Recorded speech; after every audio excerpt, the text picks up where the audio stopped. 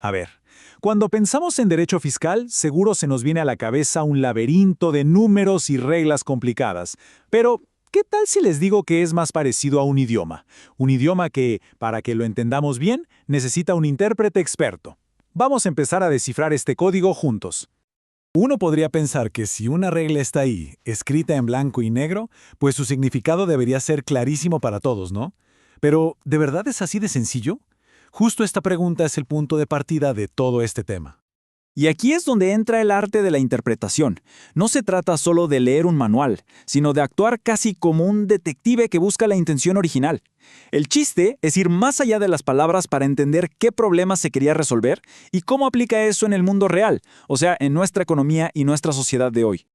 Entonces, ¿por qué tanto esfuerzo? ¿Por qué no podemos simplemente leer la ley y aplicarla tal cual? Pensemos en esto como si fuera un juego de mesa muy complejo. Aunque el manual esté escrito, siempre surgen situaciones donde los jugadores no se ponen de acuerdo sobre qué significa una regla.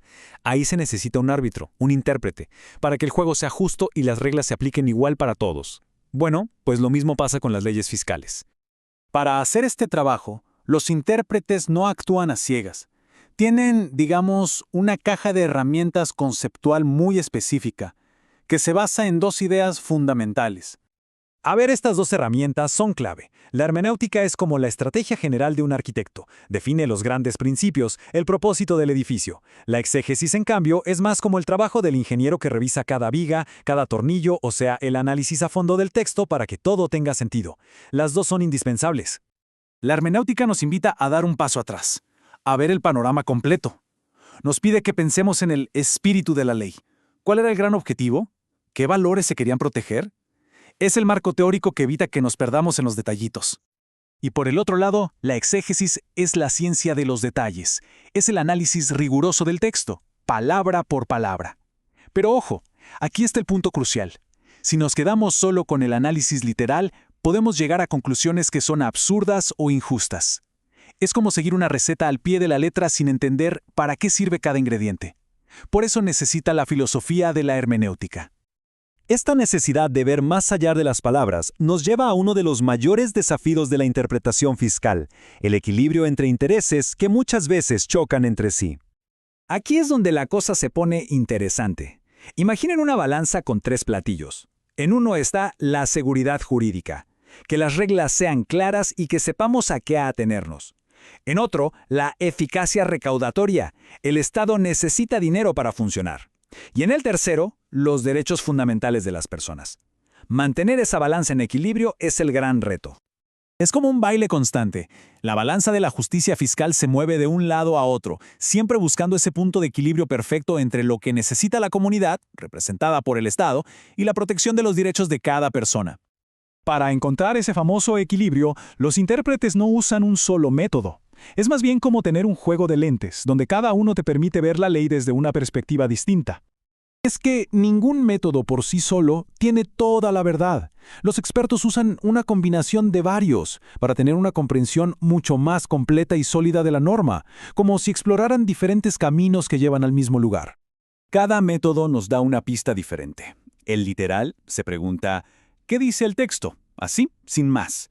El histórico es como viajar al pasado para entender qué estaban pensando los legisladores.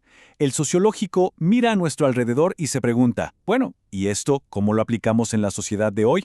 El teleológico se enfoca en el para qué, en el propósito final. Y el sistemático ve todo el rompecabezas legal para asegurarse de que esta pieza encaje bien. Bueno, dejamos un poco la teoría general y veamos cómo se aterriza todo esto en el sistema fiscal mexicano. Porque no todo es abstracto, Existen reglas muy claras.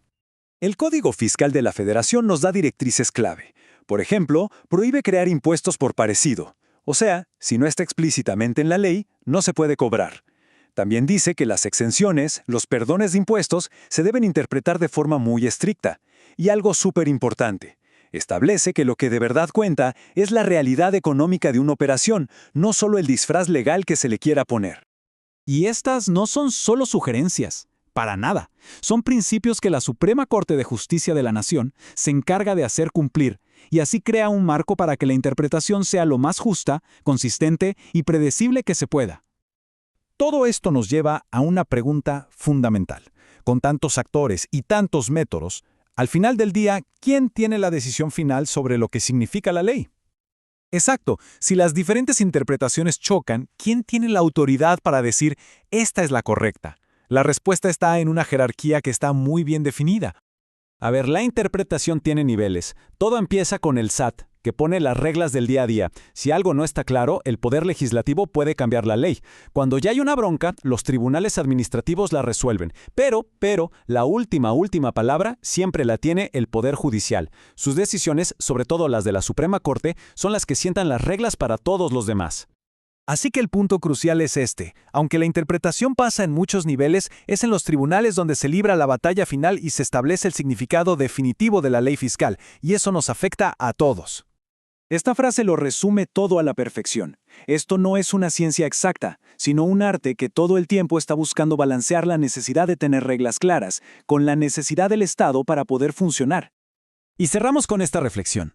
La ley no es estática, porque la sociedad tampoco lo es. El verdadero desafío para el futuro es asegurarnos de que nuestra manera de interpretar las leyes fiscales evolucione al mismo ritmo que nuestro mundo, para que siga siendo justa, relevante y eficaz. Gracias por habernos acompañado.